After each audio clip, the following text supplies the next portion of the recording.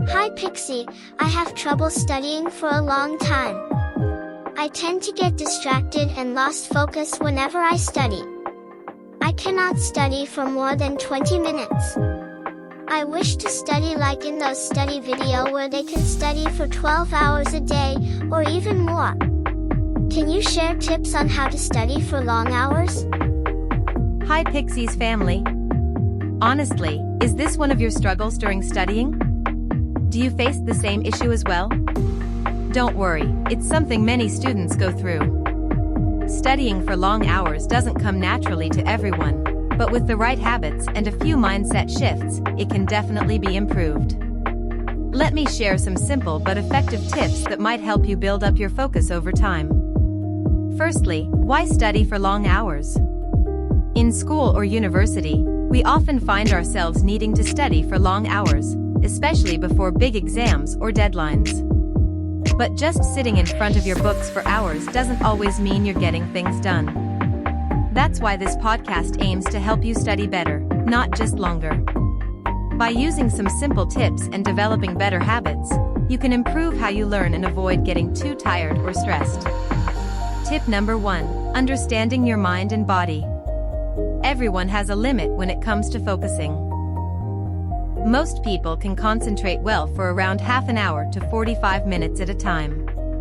After that, your brain starts to get tired. It's a good idea to take short breaks regularly so you don't burn out.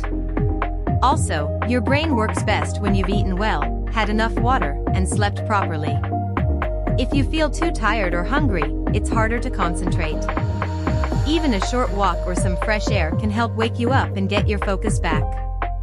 Tip number 2, preparing for long study sessions. Before you begin a long study session, make sure your space is ready.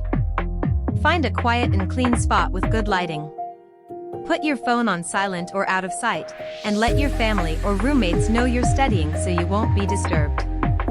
It's helpful to have everything you need such as books, notebooks, pens ready, so you don't have to keep getting up. A prepared space helps your brain know it's time to focus. Tip number 3, the study plan that works. Having a plan helps you avoid wasting time. Decide what subjects or topics you're going to study and how long you'll spend on each. One popular method is to study for 25 minutes and then take a 5-minute break. After 4 rounds of that, take a longer break. You can also plan your day by setting time slots for each task. This way, you stay organized and avoid getting overwhelmed. Tip number 4, effective study techniques. Not all study methods work the same for everyone, but there are a few that many students find helpful. One method is to test yourself on the material instead of just reading it again. This helps you remember things better.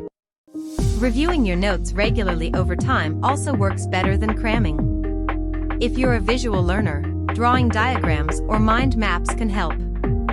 Another great way to learn is to explain what you've studied in your own words, like you're teaching someone else. Tip number 5, managing energy, not just time. You don't always need more time, you need more focus. Pay attention to when you feel most awake and alert during the day, and use that time to study harder subjects. Doing small things like listening to the same playlist or lighting a candle can help set the mood for studying. Also, switching to a new subject after a while keeps your mind fresh. Tip number 6, motivation and discipline. It's not always easy to stay motivated. That's why it helps to remind yourself why you're studying in the first place.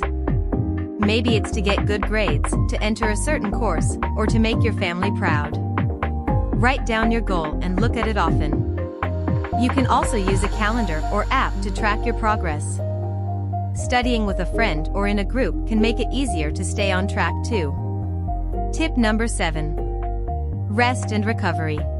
Rest is just as important as studying. Make sure you get enough sleep, about 7 to 9 hours each night. Sleep helps your brain remember what you've learned.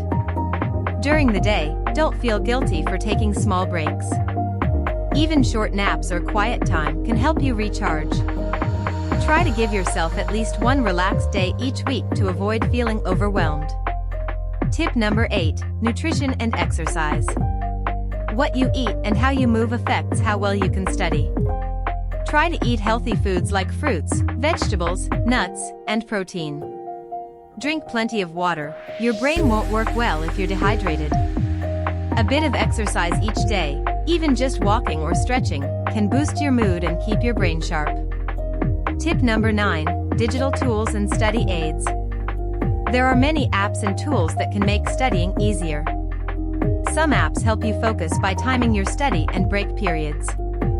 Others help you make flashcards to test yourself. You can also use planners, digital or paper ones, to schedule your time and stay organized. Use the ones that work best for you. Lastly, tip number 10, avoiding burnout. It's normal to feel tired sometimes, but if you're always feeling drained or unmotivated, you might be heading toward burnout. Try to balance your study time with activities that make you happy, like hobbies, talking to friends, or just relaxing. Taking care of yourself, like listening to music or writing in a journal, can also make a big difference.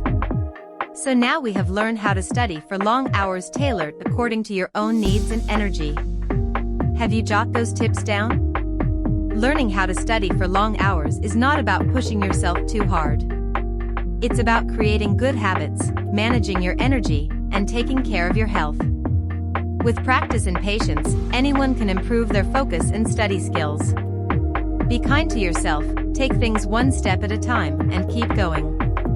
You've got this, and I believe you all can do it. I will see you in my next podcast. Goodbye and good luck.